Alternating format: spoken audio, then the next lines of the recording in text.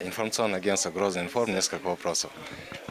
Хамзат, вы приехали домой по чему-то приглашению или просто полечиться? Да, Рамзан Ахмадович пригласил и прилетел домой. Сейчас я лечился, уже вылечился, можно сказать.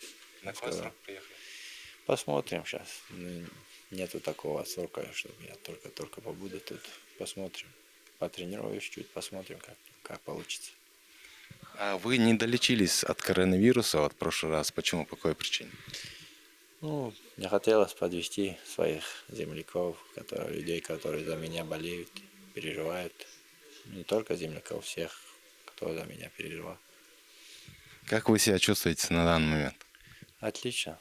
В скором времени вернемся. Почему вы заявили о завершении карьеры? Что поменялось?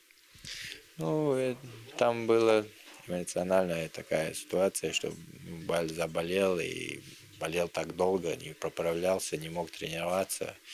И доктора тоже такие слова так сказали, можно сказать, там в Америке, там еще расстроили меня. И из-за этого я не говорил, что я завершаю карьеру, там дал слово, что завершил карьеру. Я сказал, может, для меня это все, сказал. Поэтому, сейчас Рамзан Ахмадович позвонил, дал мотивацию, привез домой, там, полечил, и, алхамдулилля, сейчас в скором времени вернемся. То есть все поменялось после разговора с главой Чеченской Республики? Он мне дал мотивацию, сказал, что поправим.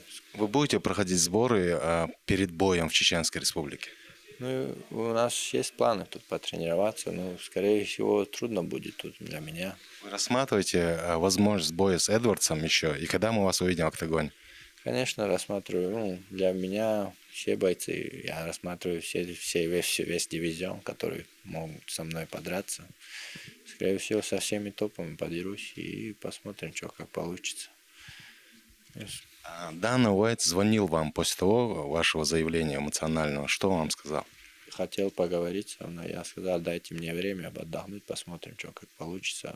Но я там ему тоже сказал, я прям так завершил, что-то такого не сказал. И я ему там где-то сказал, это когда они звонили, я на эмоциях сейчас, может быть, изменится что-нибудь, посмотрим, я сказал.